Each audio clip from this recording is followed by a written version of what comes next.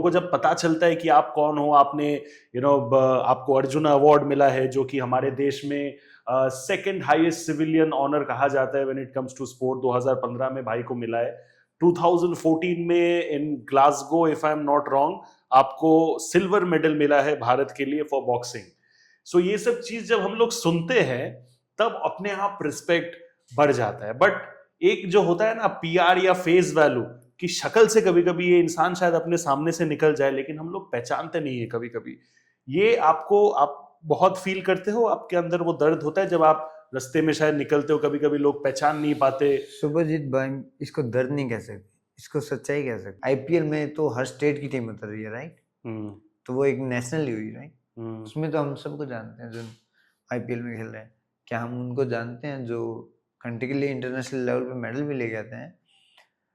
पर अगर by chance Olympic में मेडल नहीं आया तो वो कहाँ है, कौन जानता है? और जो ओलंपिक में मेडल लेके आए हैं उनको भी लोग भूल जाते हैं 2 साल के बाद या 1 साल के बाद। बॉक्सिंग फेडरेशन ने बैन ही लगा दिया कि आप ऑब्जेक्शन ही नहीं कर सकते। पहली बात तो यही खत्म हो गई। सेकंड बात, अगर आप ऑब्जेक्शन करते हो, फॉर एग्जांपल आप ऐसे ही पूछ लेते रैंडमली को सब मैं क्यों हार गया, मुझे क्यों हरा दिया आपने, then they have two three options like, Mandeep, you played well but you didn't throw a lot punches. Okay, मान ली भाई कि मैंने ज़्यादा पंच थ्रो नहीं किया। फिर मैं पंच थ्रो किए तो अगली बार वही आदमी बोलेगा आपको, मनदीप अटैक अच्छा था पर स्कोर नहीं हो रहे थे उनमें से। ठीक है, अगली बार आपने स्कोर पे काम किया तो मनदीप स्कोर तो था पर आपको इंप्रेशन, आपको फुटवर्क ऐसे लग रहा था लड़खड़ा रहे हो, कॉन्फिडेंस वाला फुटवर्क नहीं था। तो इतने एक्सक्यूजेज हैं उनके पास, पूछो मत। 2014 में जब आपने सिल्वर मेडल लाया भारत के लिए कॉमनवेल्थ गेम्स में ग्लासगो में, जब आप भारत में आए थे वापस, रिसेप्शन कैसा था, लोगों का स्वागत कैसा हुआ? बिकॉज इंडिया जब वर्ल्ड कप खेल के आता है या वर्ल्ड कप जीत के आता है, पूरे एयरपोर्ट में भीड़ लग जाता है, सब लोग हो जाते हैं। आपका क्या रिसेप्शन था? उनके बराबर तो आधा भी नहीं था। अब आप देख लीजिए, तो जितने भी लोग थे उन्होंने आपको उस टाइम पे क्या बोला? What was the kind of respect tone that they had? या ऑब्वियसली कांग्रेचुलेशन, आपने अच्छा किया। और एयरपोर्ट के बाहर लोग ढोल बजा देते हैं, दैट्स इट। उसके बाद कौन कहाँ जा रहा है कोई फर्क नहीं पड़ता, घर जाते हैं हम तो सीधे ही, हमें कौन पूछता है। हाँ, अगर कोई क्रिकेट का वर्ल्ड कप आ गया तो आपका इंटरव्यू इस टाइम यहाँ होगा, आपका इंटरव्यू यहाँ होगा, आपको यहाँ जाना होगा, आपको उस मंत्री से मिलना होगा, आपको उधर जाना होगा, वो मंत्री साहब आपसे मिलने, पूरा प्लान होता है। हमें तो आ गया, चलो अब घर, अगले इवेंट की तैयारी करो। बहुत हार्ड गेम है। और उस गेम में आपके पास एक भी स्पॉन्सर ना हो, और जो कि आप कंट्री को इतने मेडल पहले दे चुके हो, आपका ना, आप पहले अपने आप को प्रूव कर चुके हो, आप अर्जुन अवार्डी हो। कैन यू बिलीव, मैं एमेचर भी कर रहा था और इंटरनेशनली गोल्ड लेके आ रहा था। 2016 के बाद मेरे पास कोई स्पॉन्सर भी नहीं था। 2016 से मैं 19 तक तो एमेचर किया मैंने, कहाँ था मेरा स्पॉन्सर? हाय, मैं मनदीप जंगला, Arjun awardee boxer and India's first world champion in professional boxing. And आज शुभजीत भाई के साथ इंटरव्यू करके बहुत अच्छा लगा, और इस इंटरव्यू को देखना और सुनना ना भूलें, क्योंकि ये इंटरव्यू बहुत अमेजिंग था। और इस इंटरव्यू को आप देख सकते हो शुभजीत घोष करके यूट्यूब चैनल पर। और बहुत सी इंटरेस्टिंग बातें हुई हैं और बहुत से फैक्ट पे बातें हुई हैं जिनको जानकर आपको अच्छा लगेगा। Thank you so much. Like share and subscribe. मैं हमेशा ऐसे बोलता हूँ, यहाँ पे लाइक शेयर एंड सब्सक्राइब ऐसे बोलते। चलो कैमरा की तरफ देख के भाई, लोग सोचेंगे लाइक शेयर एंड सब्सक्राइब। लोग सोचेंगे धमकी दे रहे हैं।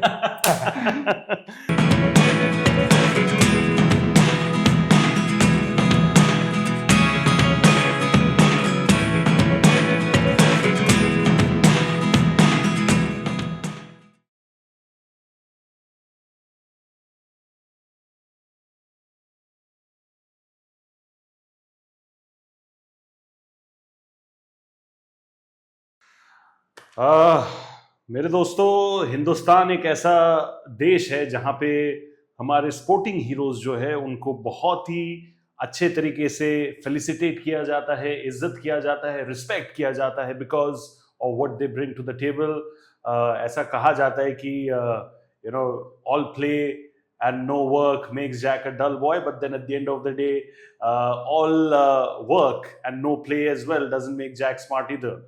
तो वो जो दोनों का कॉम्बिनेशन है वो बना के जब आप अपने देश का नाम आगे जाके रोशन करते हो, and you make your country, you make your family, you make your loved ones feel proud of whatever you have achieved. I think you have done a very good job, and somebody who actually fits that introduction very well is हमारे प्यारे Indian boxer Mandeep Jangra भाई. Thank you so much मेरे बुलावे पे आप मुंबई आए. It's my honour and privilege. भाई कैसे हो आप? Thank you so much. पहले तो मैं बहुत अच्छा हूँ और आप लोगों ने इनवाइट किया मुझे यहाँ. फिल्म इंडस्ट्री को छोड़ के आपने स्पोर्ट्स इंडस्ट्री भी चूज की, इसके लिए मैं आपका तहे दिल से धन्यवाद करता हूँ. और ये कहीं ना कहीं ज़रूरत है अदर स्पोर्ट्स की. क्रिकेट को तो आज के दिन ज़रूरत नहीं है उनके प्रमोशंस की, क्योंकि वो ऑलरेडी प्रमोटेड है.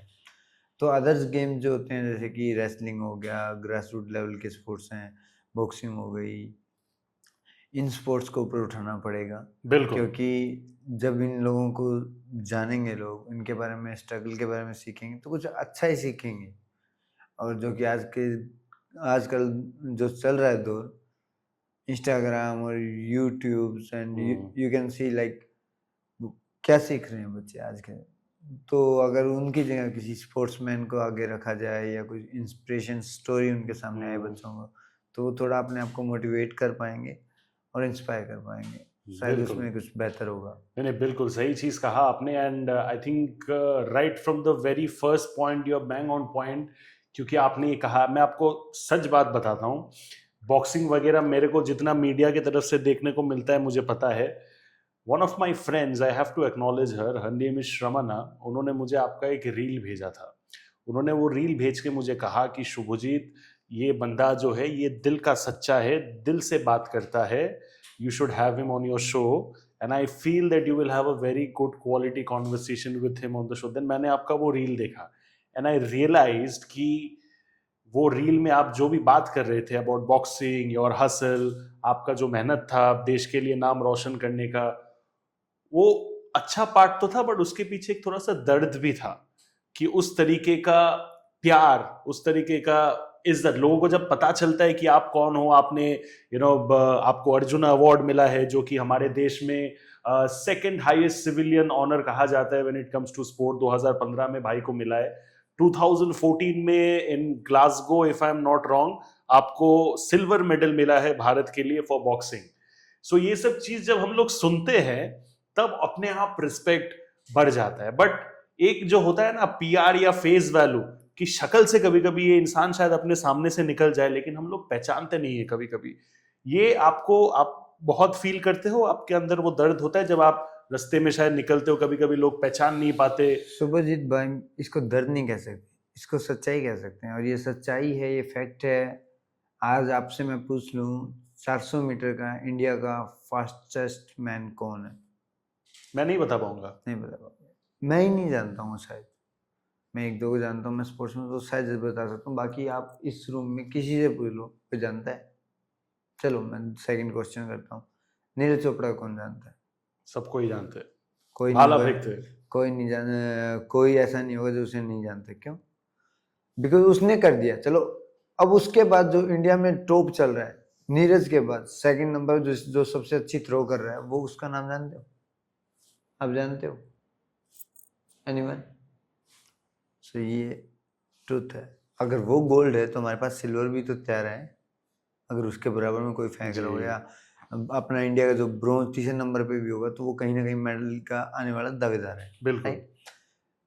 नहीं जानते हम. ये सच्चाई है. और उस वीडियो में दर्द नहीं था, उसमें सच्चाई थी जो लोगों ने बड़ा फील किया. एंड उस वीडियो को बहुत प्यार मिला.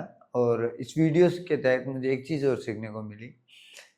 मैं कहीं ट्रेनिंग करके निकला तो मैं किसी स्टूडेंट से बात कर रहा था and he need guidance about future. So 4-5 लड़के गए साइड से और देख के वापस गए और वापस आए. सर आप वही हो ना जो वीडियो बॉक्सिंग पे वीडियो बनाते हो? उन्हें ये नहीं मालूम कि ये बंदा कॉमनवेल्थ मेडलिस्ट है, एशियन मेडलिस्ट है, अर्जुन अवार्डी है, और इंटरनेशनल लेवल पे गोल्ड काफ़ी हैं, और आज वो इंडिया का फर्स्ट प्रोफेशनल बॉक्सिंग में वर्ल्ड चैम्पियन है. They don't know about achievement, they know about that video because वो वीडियो वायरल होगी। तो कहीं ना कहीं प्रमोशन की ज़रूरत है अदर स्पोर्ट्स को, और ये ज़रूरी है आने वाली जनरेशन को हम स्पोर्ट्स दिखाएं, स्पोर्ट्समैन के बारे में बताएं, जिससे आने वाले टाइम में बच्चे अपना एम बना पाए।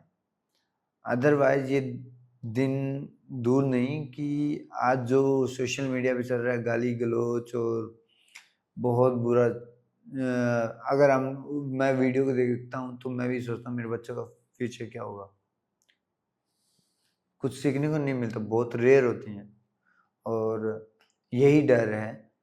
तो इसीलिए मैं कह रहा हूँ कि प्रमोशन एक हमारी गलती नहीं है, हम हार्ड वर्क करते हैं, हमें फोकस्ड होना पड़ता है। अगर हम फोकस्ड नहीं होंगे, अगर हम रील बनाएंगे तो हम बॉक्सर नहीं बन पाएंगे।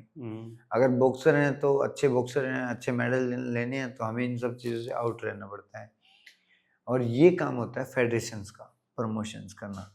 जैसे क्रिकेट की फेडरेशन ने, बीसीसीआई ने प्रमोशन अच्छा किया, तभी आप जानते हो, तभी उनके बारे में लीग हो रही है, तभी उनके बारे में कोई नेशनल पार्टिसिपेट, आईपीएल में तो हर स्टेट की टीम उतर रही है, राइट।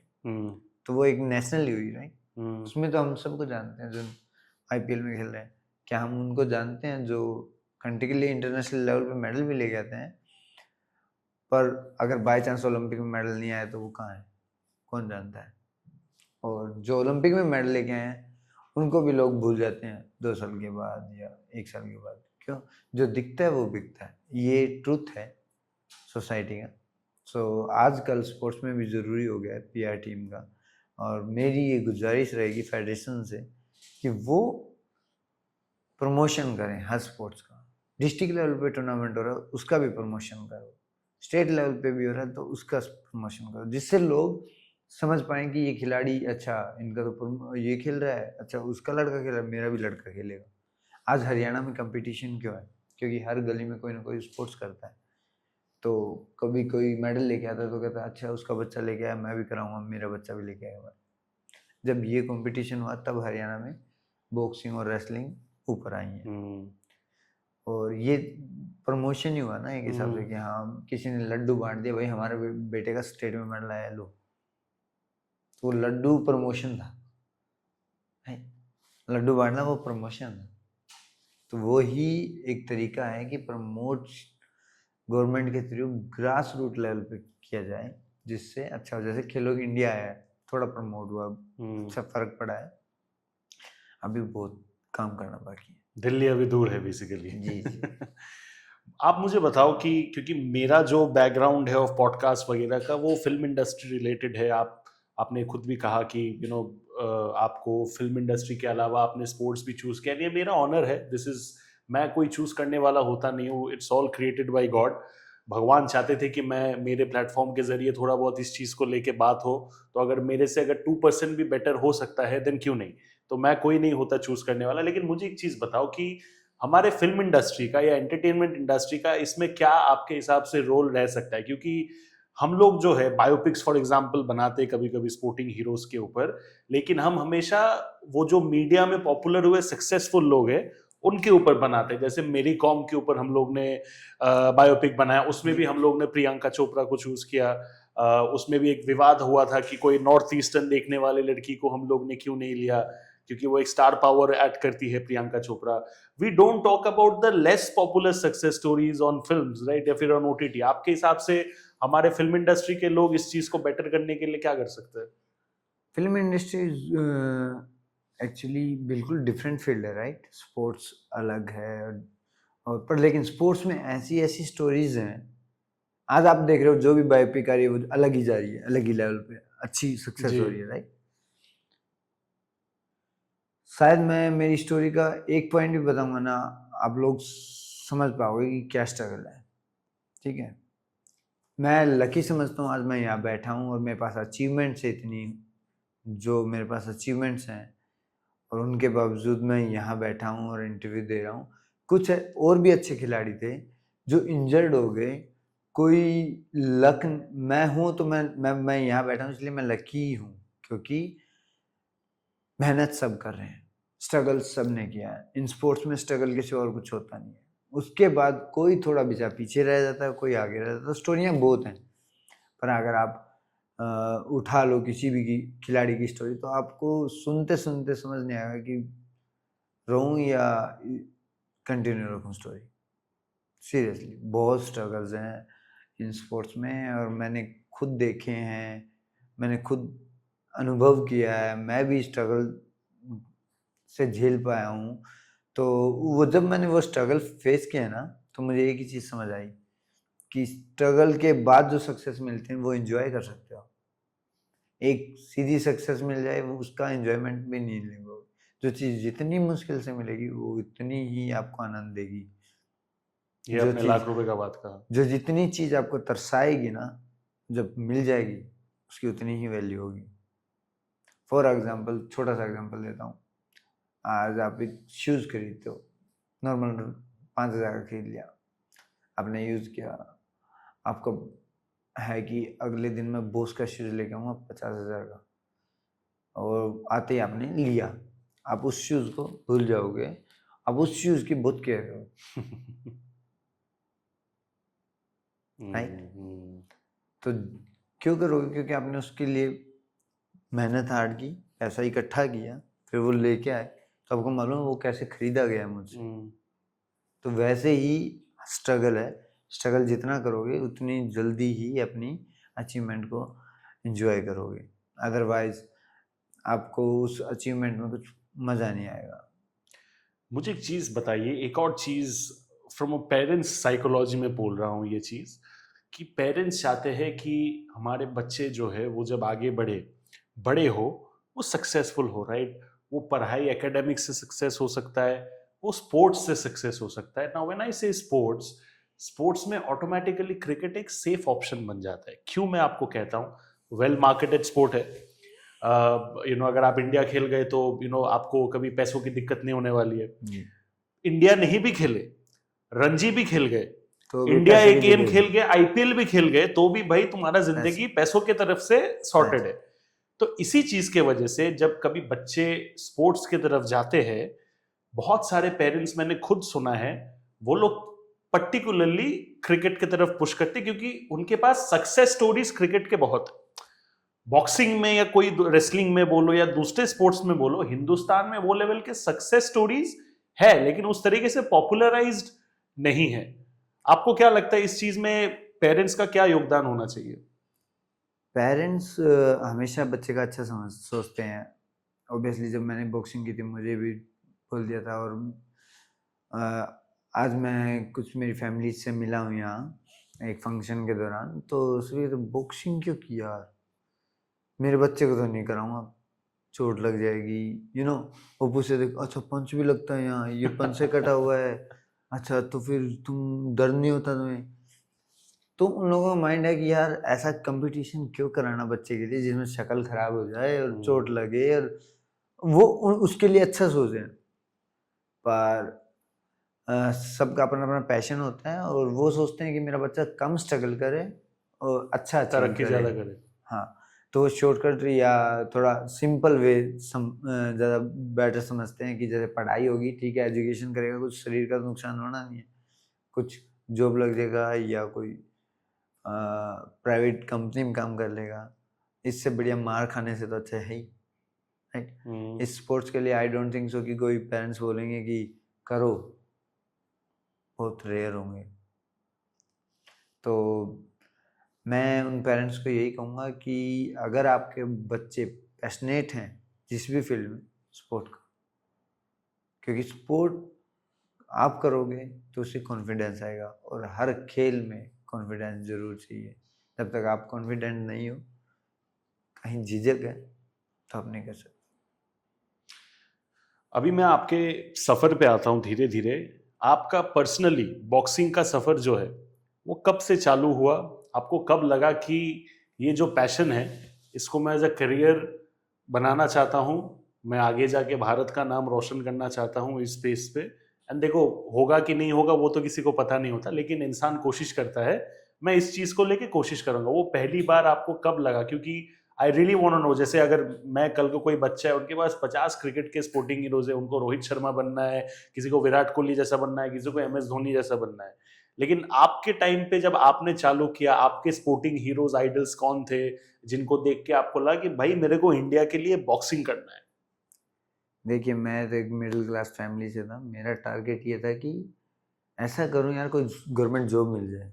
और उस टाइम बॉक्सिंग वगैरह या रेसलिंग जो भी कोई करता था, यही सोच के करता था जॉब मिल जाए।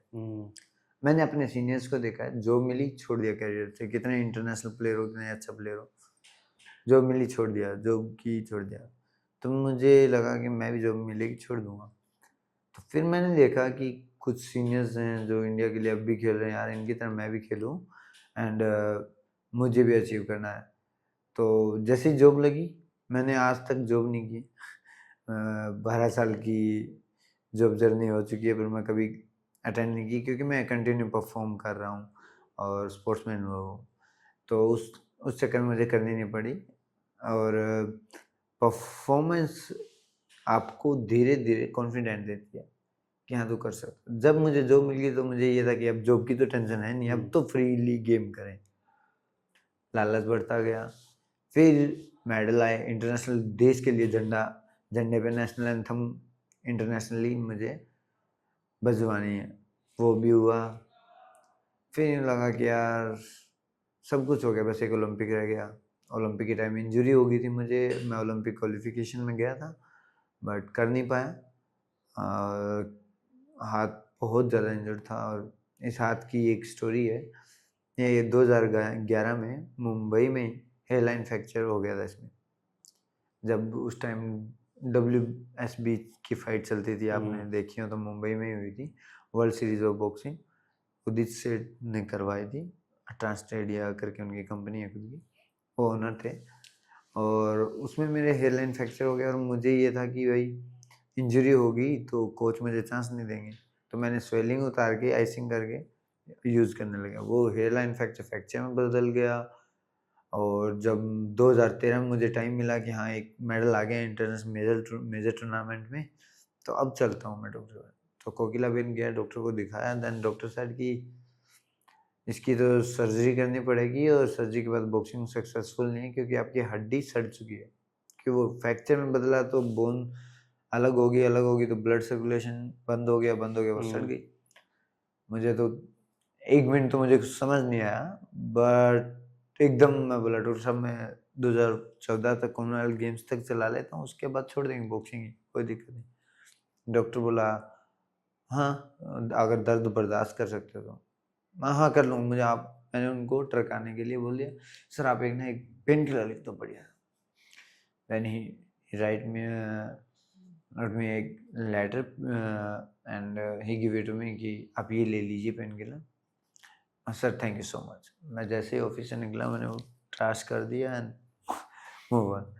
सो मैंने उसके बारे में सोचा ही नहीं, फिर कंटिन्यू किया। दर्द तो होता था हर रात, शायद पेन किलर भी लेके सोता था हर रात।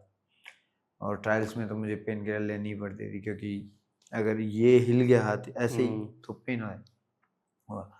तो 2014 में भगवान ने भी सुन ली, मेडल भी आया कॉमनवेल्थ गेम्स में, फिर एशियन गेम्स में पार्टिसिपेट किया। उसके बाद लालच बढ़ा कि 2016 ओलंपिक आ गया, बस 2 साल के बाद इकट्ठा ही सर्जरी करा लेंगे। तो मैं 2 साल और चलाया, तो उसमें साउथ एशियन गेम्स चैम्पियन बना और इंटरनेशनल मेडल थे। अर्जुन अवार्ड भी आ गया उसमें उस दौरान। तो फिर हाथ के कारण मुझे गिव अप करना पड़ा और मैं सर्जरी कराने आया। देन मैंने वो सर्जरी कराई तो मेरे हाथ की 3 हड्डियाँ, रिस्ट की 3 हड्डी सड़ चुकी थी। 7 या 8 हड्डी होती हैं रिस्ट में, उसमें से 3 हड्डी सड़ चुकी थी, क्योंकि 7 के साथ जो हड्डी लगी हुई थी वो सड़ रही थी। टाइम काफ़ी हो गया था। उसके बाद मैंने रिपेयर किया था। डॉक्टर बोले कि आपको 6 महीने रिहैब करना पड़ेगा, 6 महीने रेस्ट करना पड़ेगा, 6 महीने रिहैब, फिर शायद बॉक्सिंग कर पाओ। मैं चलो आपने शायद बोल दिया, बहुत है। फिर मैं दोबारा बड़े वेट में आया। पहले मैं 69 kg में खेला करता, और फिर मैं 75 में आया और नेशनल चैम्पियन बना। उसके बाद इंटरनेशनल मेडल हुए 75 kg में। उसके बाद वापस मुझे 69 में लेके आया गया। 69 में इंडिया अलोन गोल्ड लेके आया मंगोलिया में, जहाँ लड़के और लड़कियों की 2 टीम गई हुई थी। लवलीना वगैरह अच्छे प्लेयर खेल रहे थे, पर एक ही गोल्ड आया था, वो मेरा। किसी कारणवश या पॉलिटिक्स वश कह सकते हो मेरा एशियन गेम्स में से नाम काट दिया। It's fine. फिर लगा गिव अप कर देना चाहिए, एंड देन आई थॉट मैं नहीं हारा, मुझे हराया गया है। सो मैं उस दिन हारूंगा जिस दिन मैं सच में हारूंगा। तो मैंने कंटिन्यू रखा। फिर उसके बाद मैंने अपना परफॉर्म किया। मैंने 2019 में इंटरनेशनल मेडल लेके आता हूँ और शाम को बोलते हैं तेरी ट्रायल है। ऐसा मैं अभी मेडल लेके आया हूँ, शाम को मैं ट्रायल के दे रहा हूँ। बोला आपको देनी पड़ेगी। मैं आपका रूल था फर्स्ट और सेकंड ट्रायल नहीं देंगे, उसके बाद फोर्थ फिफ्थ से ट्रायल देगा। और मैं तो सेकंड रैंक पे था और अभी मेडल लेके आया हूँ। आई नो दैट कि मेरे पीछे चल क्या रहा है, मुझे मालूम था। करने दो, जो होगा देखा जाएगा। मैंने डिनाई नहीं किया, मैंने वन साइड मारा, मुझे 3-2 करके हरा दिया गया उस ट्रायल में। और मैंने फिर एक लेटर लिखा कि सर मेरे घर में बहुत इमरजेंसी है, I want to go, I have to go. तो बोले ओके। मैंने मेल लिखा और मैं निकल गया। मुझे उनके इंटेंशन समझ आ गई थी कि ये मुझे बाहर करना चाहते हैं टीम से।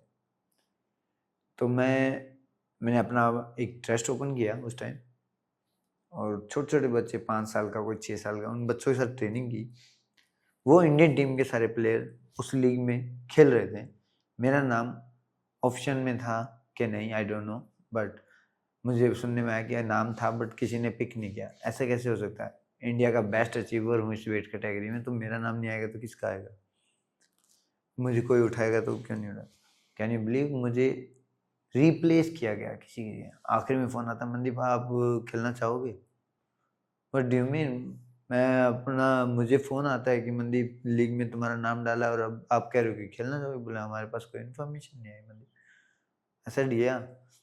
देन मेरे को एक बार डाउट हुआ कि मैं इंडिया टीम से बाहर अकेले अपने आप ही ट्रेनिंग कर रहा था, तो मैं इंडियन कैंपस को कैसे बीट कर सकता हूँ? वो तो अच्छी डाइट, अच्छा कोचिंग स्टाफ, उनके लिए तो इंटरनेशनल कोच है मैं। तो वो मुंह पे तमाचा था फेडरेशन के। मैं खेला बोली, एक एक प्लेयर को हराया मैं, जो इंडियन कैंपर थे सारे के सारे, सबको बीट किया। एक वर्ल्ड मेडलिस्ट था उज्बेकिस्तान का, उसको बीट किया। 5-0 का रिकॉर्ड था मेरा उस लीग में। 500 फाइट कंटिन्यू खेला, 500 कंटिन्यू जीता। एंड मेरा कैंप में भी नाम नहीं था इंडियन टीम की। वो लोग ओलंपिक, जिनको मैंने हराया, वो ओलंपिक क्वालिफिकेशन की ट्रायल दे रहे थे। सो मैं इंटेंशन समझ गया था कि, पर मैंने कभी मेहनत नहीं छोड़ी। मैं यूथ को ये कहूँगा, टाइम बुरा और अच्छा चल सकता है, पर आप कंटिन्यू कर रहे हो तो एक बार आपको चांस मिलेगा एंड यू प्रूव इट। आपने बहुत दिल से you reveal the whole thing and I am very proud of you that way. But मुझे एक चीज़ बताइए कि आप मेहनत कर रहे थे, आप देश के लिए मेडल ला रहे थे, ये कौन थे? ये कोई फेडरेशन में कोई लॉबी थे जो लोग नहीं चाहते थे? क्योंकि फेवरिटिज्म हर जगह होता है। आपने यूज किया एक वर्ड की पॉलिटिक्स, आपके खिलाफ वो लोग क्यों बन गए थे? आज तक मुझे खुद नहीं मालूम इस चीज़ का भाई, सुबह भाई कसम से। मेरा आज भी उनसे यही कभी कभी मिलता है, सर आपने ऐसा क्यों किया? मुझे नहीं समझ आता, क्योंकि मैंने कभी भी कोई बहस किसी से बदतमीजी, किसी से बदतमीजी तक नहीं की। और मैं तो हरियाणवी टोन में भी बात नहीं करता, जो ये हो कि मेरी टोन किसी को हर्ट कर गई हो या मेरा कोई ईगो किसी को हर्ट कर गया हो। मैं चुपचाप ट्रेनिंग करता और निकल जाता। मुझे आज तक नहीं समझ आया सुजीत भाई, या तो मैं कम उम्र में परफॉर्मेंस आ गई, मैं जो मानता हूँ कम उम्र में परफॉर्मेंस आ गई थी, तो मैं सोचता था मेहनत से ही कंटिन्यू रहा जा सकता है। मुझे नहीं मालूम था कि शायद कुछ और भी चीजें डील करनी पड़ती हैं आपको। आपके अचीवमेंट्स के बाद क्या मतलब, क्योंकि लोगों के एक्सपेक्टेशंस जो होते हैं ना आपके आसपास, उनके एक्सपेक्टेशंस बढ़ जाते हैं। क्या कभी भी आपको फेडरेशन में या भी किसी भी इंसान ने जो स्पोर्टिंग एसोसिएशन में रिलेटेड थे, किसी ने भी आपको ऐसा महसूस कराया इनडायरेक्टली या डायरेक्टली कि मनदीप देखो तुम खेल रहे हो, अच्छा तुम मेडल्स ला रहे हो, लेकिन आगे के खेलने के लिए तुमको हमें थोड़ा बहुत शायद पैसे देने पड़ेंगे या ये देने पड़ेंगे? आपको कभी भी किसी ने फील कराया? पैसे का नाम तो नहीं आएगा डायरेक्टली, तो इनडायरेक्टली क्या बोला गया वो आपको? रिस्पेक्ट की बात आ जाती है कि मैं हमारी रिस्पेक्ट नहीं करता, और मैं उनका नाम भी नहीं लेना चाहूँगा। शायद मेरी मिसअंडरस्टैंडिंग भी हो सकती है, तो मैं इस चीज़ को बॉक्सिंग को बदनाम नहीं करूँगा, क्योंकि बॉक्सिंग ने मुझे बहुत कुछ दिया, आज जो हूँ बॉक्सिंग कर रहा हूँ। पर मैं एक बता देता हूँ आपको, इनडायरेक्टली थोड़ा सा ऑप्शन समझा देता हूँ कि ऐसे करके ऐसे आया था, बोला गया कि इसमें एटीट्यूड बहुत है। एटीट्यूड का मतलब अगर उनसे पूछो तो वो नहीं मालूम उन्हें। एटीट्यूड तो पर्सनैलिटी होती है आपकी कि अच्छी है या बुरी। अब ईगो है तो बोलो। और एनीवे उन्होंने जो किया, फिर उसके बाद मेरे पास आए थे मैसेज एंड मैं गया उनके पास एंड आई सेड कि मैं आया हूँ, पार्शलिटी नहीं चाहिए मुझे पार्शलिटी नहीं चाहिए, बस एक अच्छे रिलेशन बने रहें। कल को आप जब कहीं बाहर बॉक्सिंग की फील्ड के बाहर मिलो तो आप मुझे देख के खुश हो और मैं आपको देख के खुश हूँ। बॉक्सिंग ने मुझे बहुत दिया है। हाँ, मैं स्ट्रगल करता रहूँगा जब तक मुझे दोबारा मेरी जिद पूरी नहीं होगी, मैं करूँगा। मैं फिर प्रो में टर्न किया, प्रो में 2021 में मैंने टर्न किया एंड प्रो में कुछ लोग हैं जो इंडिया में रिकॉर्ड बना के खेलते हैं, और इंडिया में ना ही प्रमोशन अच्छा, ना ही प्रोफेशनल बॉक्सिंग अकेडमीज यहाँ, ना ही प्रोफेशनल प्रमोटर, ना ही मैनेजर जो हैं वो थोड़ा बहुत कर रहे हैं। एंड मुझे उनसे शिकायत नहीं, चलो वो कम से कम किसी बच्चों को चांस दे रहे हैं। पर लेकिन अगर रियल प्रोफेशनल बॉक्सिंग की बात करोगे तो नहीं है, आने में टाइम लगेगा, पर आएगी ओबियसली। अभी अच्छे प्लेयर्स हैं अपने इंडिया के, अच्छा कर रहे हैं, टाइम लगेगा पर 2-3 साल पर आ जाएंगे। तो अभी जो आप बात कह रहे हो कि किसी ने इनडायरेक्टली बोला, पर लेकिन मुझे ये था कि मैंने जो अचीव किया है मेहनत से किया है। कल को मैं अपने इनडायरेक्टली क्या बोला आपको? ये बोला कि हमसे बात ही नहीं करता, हमसे मिलता ही नहीं है, तो आप समझ गए हो राइट। उनके साथ बैठ के पैक क्यों नहीं मारता। अब नहीं, मैं अल्कोहलिक नहीं हूँ, मैं सिगरेट नहीं पीता, तो स्पोर्ट्स में चलता है। मेरे को अच्छा नहीं लगता, मैं नहीं करता, तो इसका मतलब ये थोड़ी मेरे में ईगो है। तो आपका चॉइस है, वो आपकी चॉइस है। एंड मुझे ये लगा कि मनदीप जितना मिल गया ठीक है, नहीं मिलेगा ना मिलेगा, गिड़गिड़ाने का नहीं। कल को मैं अपने आप को अपने दिल पे हाथ रख के कहूँ जो मैंने लिया है अपनी मेहनत से लिया, कोई गलत काम करके नहीं लिया, कोई मैंने किसी के लिए किसी चीज़ के लिए सिफारिश नहीं लगवाई। मुझे जो मिला है मेरी मेहनत से मिला है, तो I can feel like proud. So मुझे किसी को पता नहीं, मुझे खुद को संतुष्टि है कि मैंने जो किया है अपनी मेहनत से किया है, कोई गलत शॉर्टकट नहीं लिया, कोई गलत काम नहीं किया। चाहे इससे आगे अचीवमेंट आए डजंट मैटर, नहीं आए तो भी कोई मैटर नहीं, पर लेकिन मैं जैसा हूँ मेरे लिए पहला ये है कि मैं एक अच्छा इंसान बनूँ। अच्छा बॉक्सर दुनिया बनी है और बनती है, बहुत अच्छी बात है, पर लेकिन मेरे लिए प्रायोरिटी फर्स्ट मेरी ह्यूमैनिटी है कि मुझे एक अच्छा इंसान बनना है। बॉक्सिंग हो या कोई भी और स्पोर्ट्स हो, ऐसे स्टेट लेवल पे सिफारिशबाजी बहुत चलती है, बहुत बहुत ज़्यादा।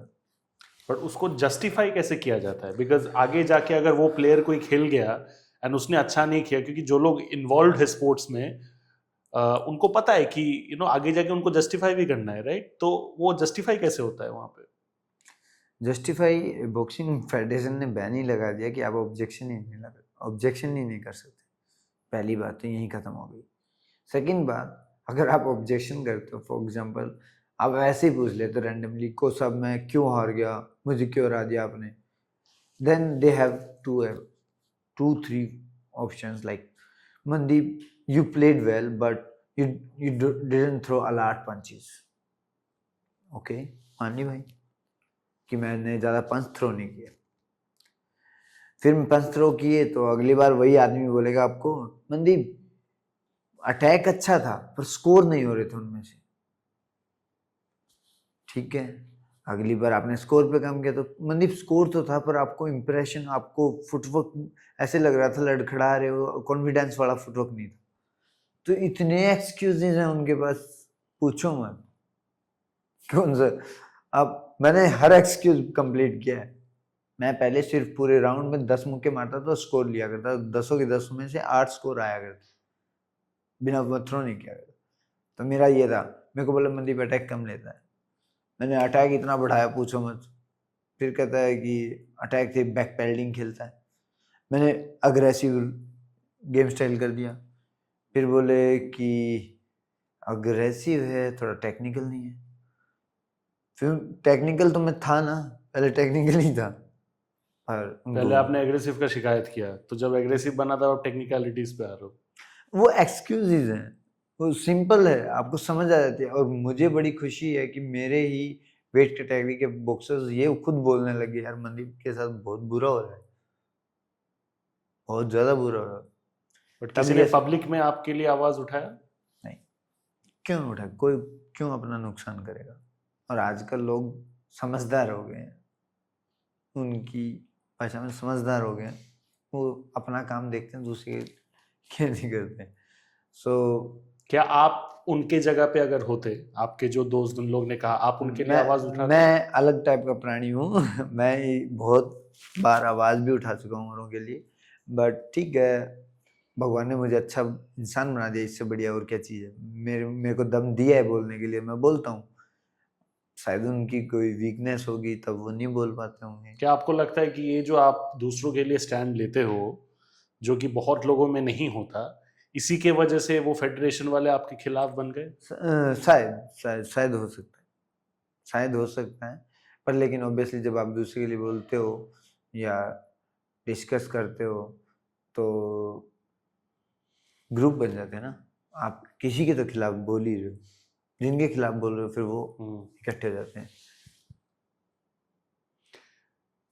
क्रिकेट के लिए बहुत कुछ लाइक फैसिलिटीज बोलो ये है हमारे देश में। मुझे genuinely I want to know कि बॉक्सिंग के लिए या दूसरे स्पोर्ट्स के लिए उतने फैसिलिटीज आई एम श्योर उसके आधे भी नहीं होंगे जितने उसके क्रिकेट आधे के। भी नहीं है सर। और सिंपल सी बात है, आप देखिए आज सारी ऐड क्रिकेटर्स, क्या बाकी स्पोर्ट्स नहीं है क्या?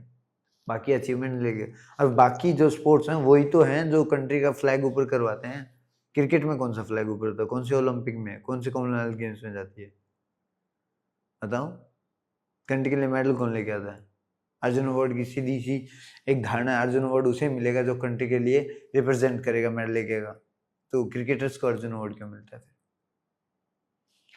हमारे ये होता है 4 साल में जो जिसने इंडिया के लिए Commonwealth games, Asian games, Olympic इनमें मेडल दिया हो, वर्ल्ड चैंपियनशिप इनमें मेडल दिया, तो वो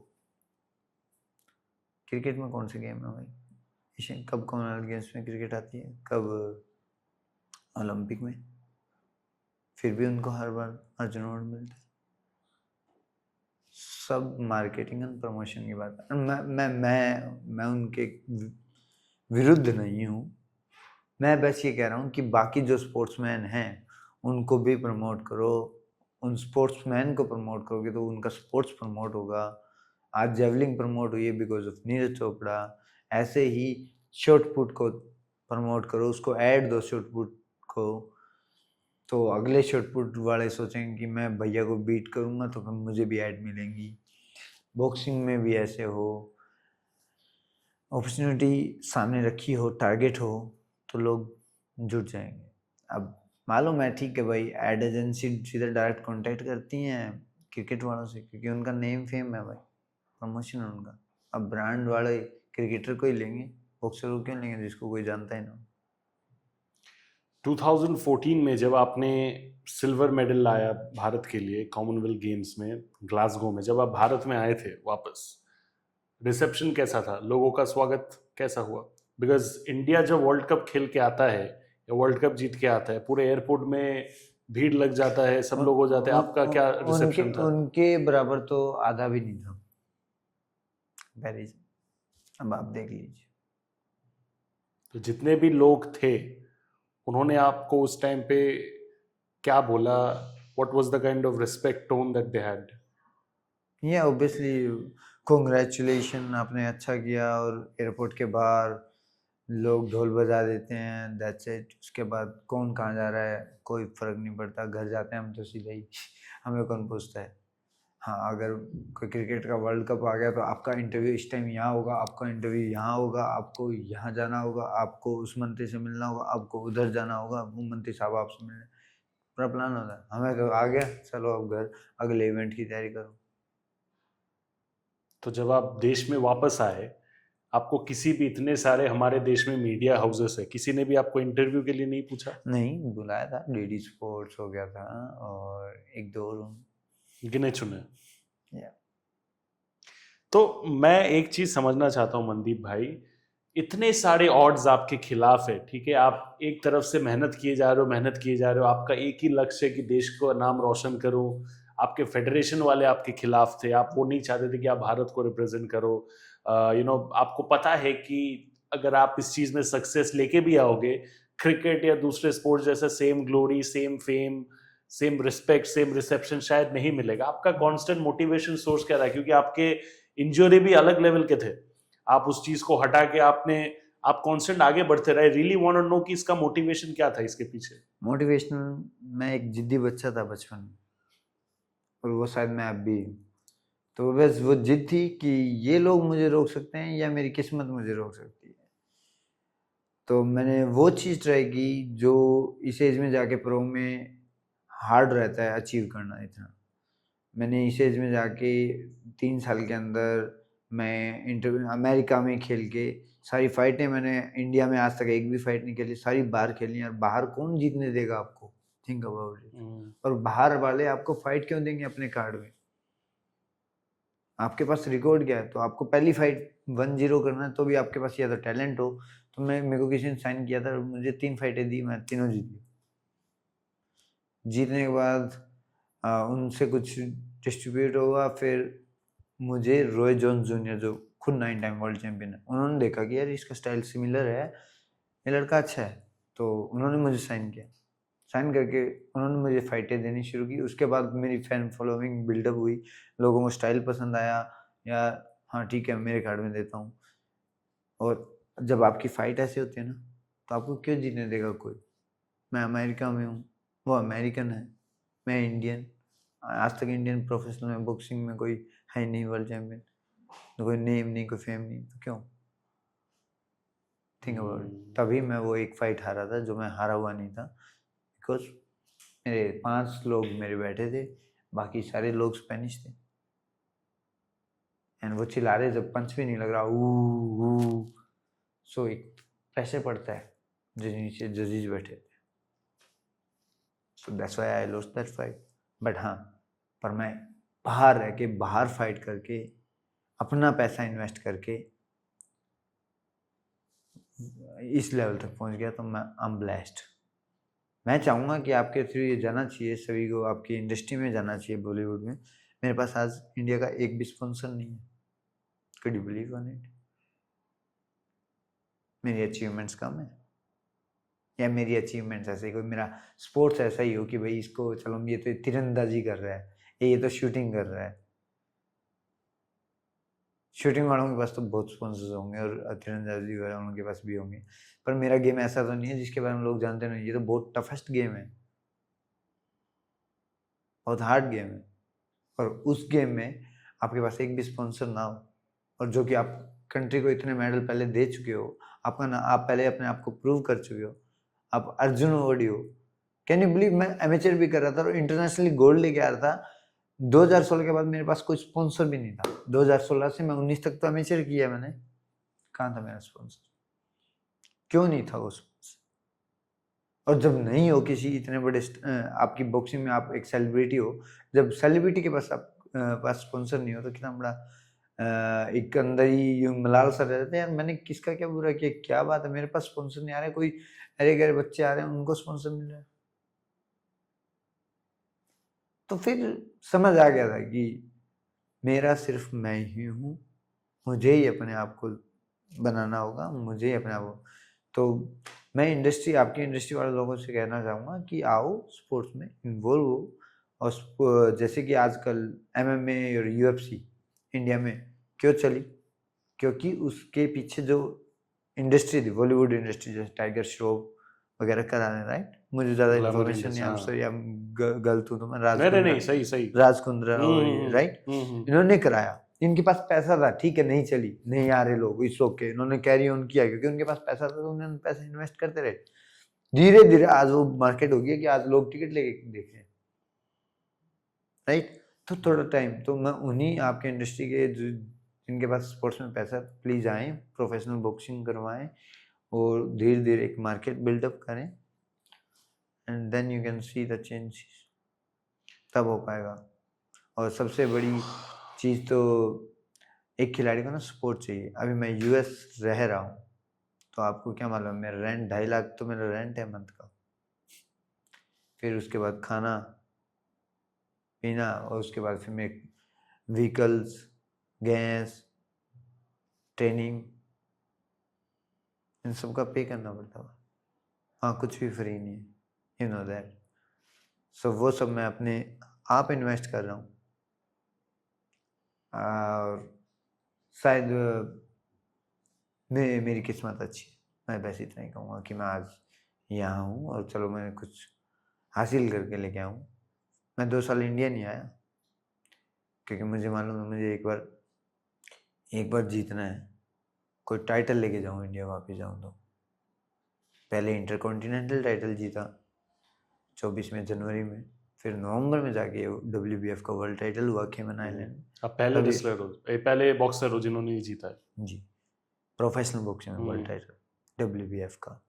और बाकी तो एसोसिएशन और भी हैं, पर किसी भी एसोसिएशन में कोई वर्ल्ड टाइटल नहीं था अपने पास इंडिया में। ये जो स्पॉन्सर वाला चीज आपने कहा ना, मतलब लिटरली क्या बोलूं, मतलब होता है ना कि रोंगटे खड़े हो गए लिटरली।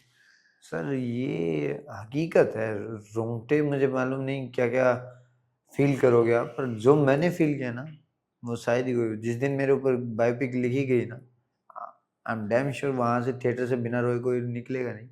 जो मैंने स्ट्रगल किया,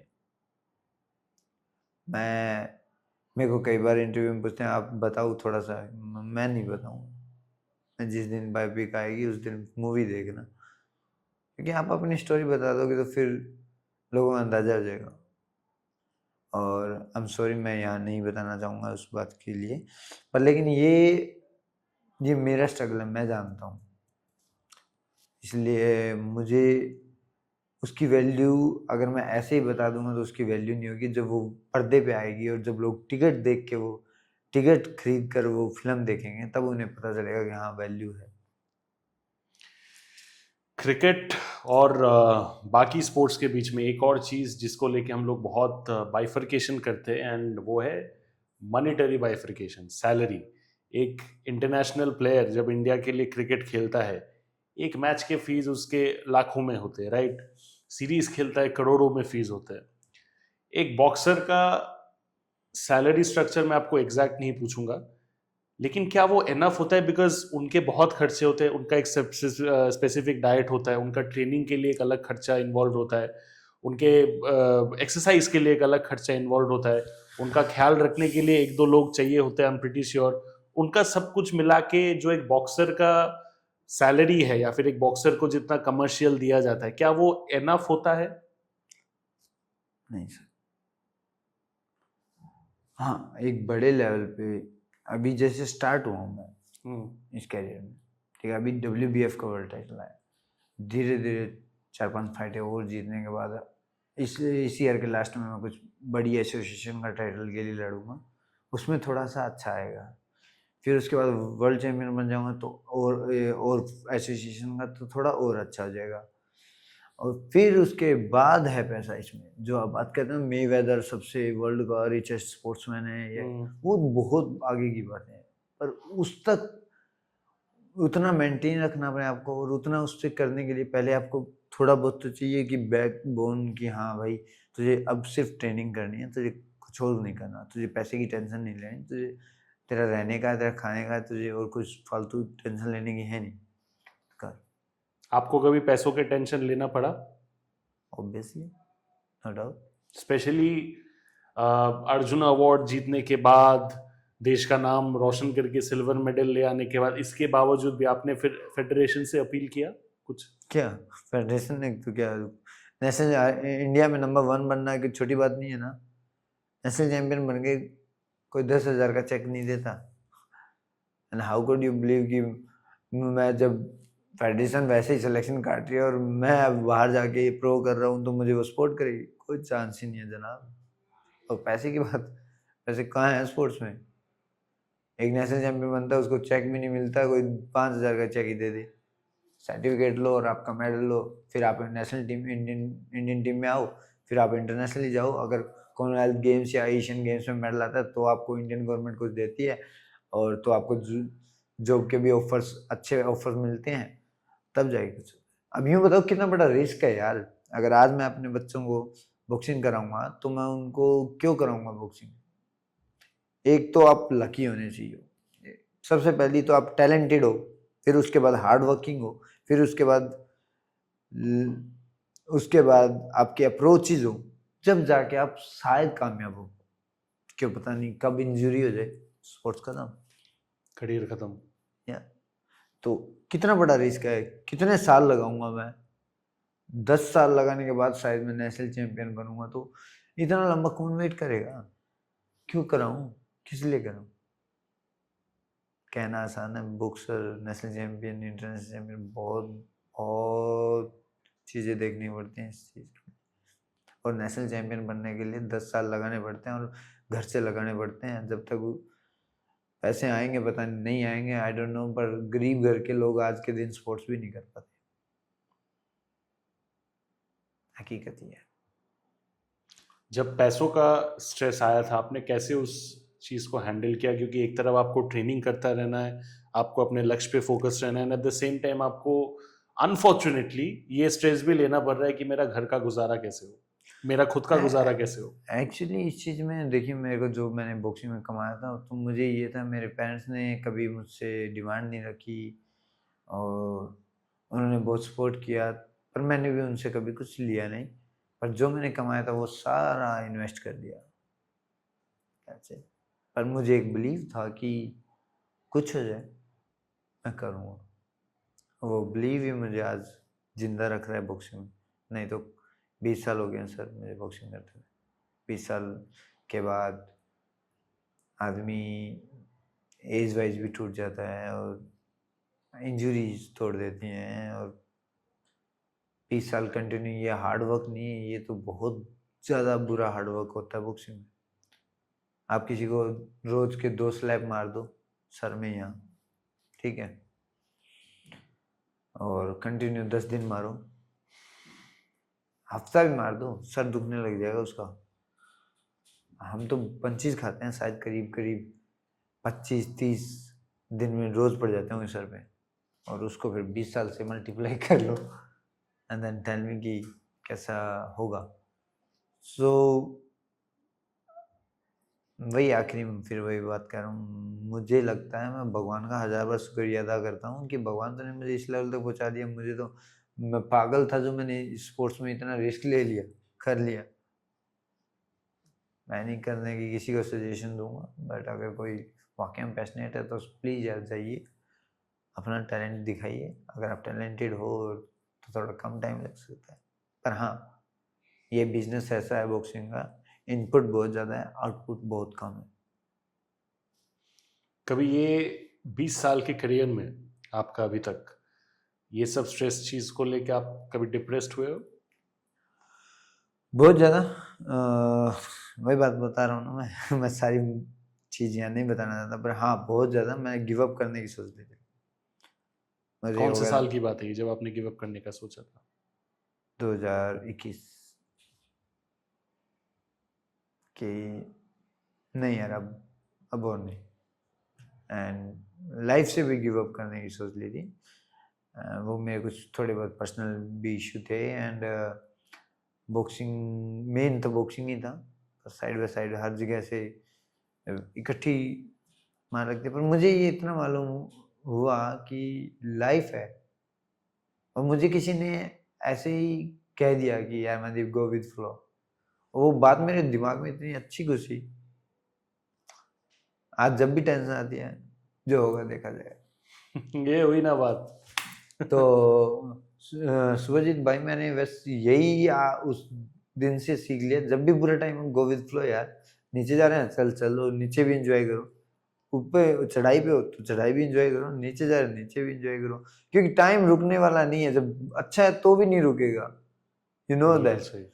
तो नीचे जा रहे हो तो वो तो रुकना है ही नहीं, नीचे जाओगे दुखी होगे तो वो टाइम ज्यादा लंबा लगेगा, उस नीचे जा रहे हो उसको भी एंजॉय करोगे तो वो भी ऐसे निकलेगा। उल्टा कुछ भी कांस्टेंट नहीं है, नीचे भी जाते हो उसके बाद कितना ही नीचे जाओगे उसके बाद तो ऊपर ही उठना है कि नहीं? हाँ, नीचे जा रहे हो तो श्योर हो कि हाँ इससे नीचे जाएंगे और चले जाएंगे और चले जाएंगे। जिस दिन लाइफ को चैलेंज देने लग जाओगे ना तो आप विनर हो, आप रियल विनर हो, कोई फील्ड के विनर नहीं, आप रियल विनर हो।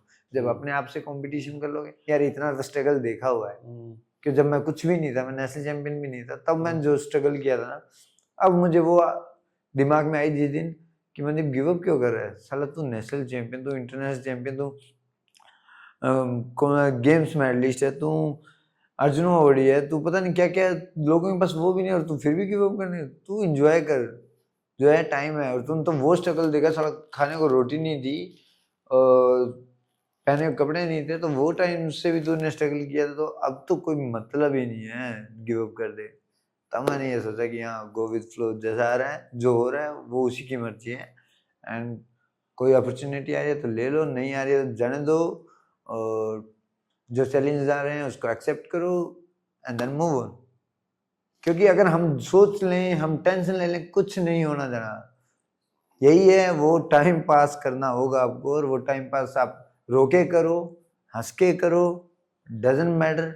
अगर हंस के करोगे तो टाइम का पता नहीं चलेगा, ऐसे निकल जाएगा, अगर रो के करोगे तो बहुत लंबा लगेगा, रो लो, इट्स अप टू यू।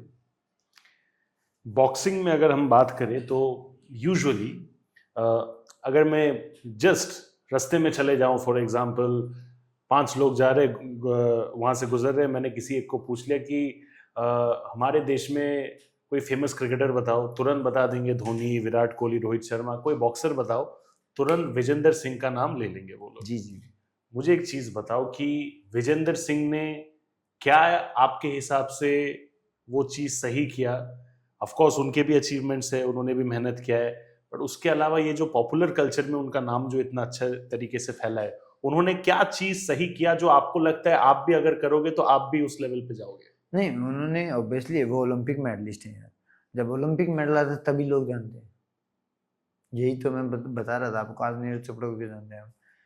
ये ओलंपिक, इंडिया के पहले ये ओलंपिक मेडलिस्ट हैं, और उसके बाद आज तक ओलंपिक मेडल आया नहीं है बॉक्सिंग में, तो he is the only one, right. तो उसके बाद जैसे मेडल आया तो ऑब्वियसली प्रमोशन भी हुआ उनका भी, जैसे आज नीरज चोपड़ा हुआ, तो अब विजेंद्र का नाम तो आना ही, वो तो रहेगा ही हिस्ट्री में, ओलंपिक मेडलिस्ट। विजेंद्र भाई के मैं साथ खेला था, एंड हम दोनों का सिल्वर, 3 सिल्वर थे, विजेंद्र भाई का कॉमनवेल्थ गेम्स में, मेरा और सुरंजय का, संजय नहीं सॉरी, देवेंद्र का, तो तीनों सिल्वर थे। हम ब्लेस्ड की भाई यार, जो जिन सीनियर्स को देख के बड़ा हूँ उनके साथ टूर्नामेंट पार्टिसिपेट कर रहा हूँ और मेडल ले रहा हूँ, और हर जूनियर की यही एक्सपेक्टेशन रहती है कि सीनियर्स के साथ जाए खेले, और जैसे कि मेरा सपना था कि अखिल कुमार के साथ खेलूँ, मैं उनके साथ एशियन गेम्स खेला, तो मैं उनके साथ भी खेला हूँ और आज भी खेल रहा हूँ। सो मैं किस्मत वाला हूँ कि जो मुझे सीनियर्स का एक्सपीरियंस भी मिला, जूनियर्स का कंपटीशन भी मिला, और वो सब हैडल्स मैंने क्रॉस किए हैं, तो मेरे पास जो एक्सपीरियंस है वो माशाल्लाह बहुत अच्छा है। विजेंद्र सिंह ने आपके खेलने के तरीके को लेके कभी आपको कुछ इनपुट्स दिया कि ये आपके बहुत अच्छे स्ट्रेंथ्स है, इन चीज़ों पे थोड़ा और बेटर करोगे तो और बेटर एथलीट बनोगे? वो सीनियर से तो सीखने को मिलता है, जैसे अखिल कुमार थे मेरे, और उन्होंने बहुत सिखाया। उसके बाद सीनियर अखिल के बाद जितेंद्र कुमार भी हैं, विजेंद्र भी हैं, जितने भी सीनियर्स में उनके बातें सुनना मुझे बहुत अच्छा लगता है, कि उनके पास बैठोगे तो वो कुछ बॉक्सिंग की अगर बातें करते होंगे ना, कुछ तो सीखने को मिलता है। तो मैंने हर किसी से कुछ ना कुछ सीखा ही है, एंड आज जो हूँ उन सीनियर्स की वजह से। आखिरी सवाल आपसे मनदीप भाई वो ये है कि I am mighty impressed with your, क्या बोलते हैं, मतलब वो होता है ना कि कुछ भी हो जाए, जितने भी डिस्ट्रैक्शन आए, तकलीफ आए, मेरे को मेरे लक्ष्य पे आगे जाना है। Mighty impressed with that. I really really hope कि आप इस चीज़ को आगे जाके भी बरकरार रखो। लेकिन अगर मैं पूछूं कि स्पोर्ट्स वाइज अगले 5 साल में अपने आप को आप कहाँ देखना चाहते हो, इन टर्म्स ऑफ अचीवमेंट्स और in terms of popularity among हमारे भारतीय लोगों के बीच में, कहाँ पे देखना चाहते हो अपने आप को 5 साल मुझे में? किसी से कोई एक्सपेक्टेशन नहीं है, मुझे खुद से ही है कि कि मुझे पॉपुलर हो पाऊंगा, लोगों को पसंद आऊंगा कि नहीं आऊंगा, लोग लाइक करेंगे कि नहीं करेंगे, I don't know about them, but I am damn sure about me कि मैं इतना हार्ड वर्क करने वाला हूँ आने वाले कुछ सालों में, पर इतना कुछ अचीव करके लेके आने वाला हूँ कंट्री में कि जो सालों तक नाम रहेगा अपने देश का, और उसके बाद मेरे से इंस्पायर हो गए कुछ यूथ में बच्चे और आएंगे प्रोफेशनल में, और वो भी अपने देश का नाम करेंगे, और प्रोफेशनल बॉक्सिंग इंडिया में एक हब बन जाएगा आने वाले टाइम में। That's it. मैं जेन्युइनली दिल से यही मांगूंगा कि ये जो आपने कहा सरस्वती देवी के आशीर्वाद से वो सही हो, एंड आप तो ग्लोरी लाओ ही, बट जितने भी यंग बच्चे हैं जो लोग बॉक्सिंग देखते हैं, जिनको शायद बॉक्सिंग में इंटरेस्ट है लेकिन उनको शायद वो कॉन्फिडेंस नहीं मिलता कि एज अ करियर हमको बॉक्सिंग, प्रोफेशनल बॉक्सिंग परस्यू करना चाहिए कि नहीं, आई रियली होप कि मनदीप भाई का सक्सेस जो है उसको देख के आप लोग को मोटिवेशन मिले कि आगे जाके यू टेक इट प्रोफेशनली।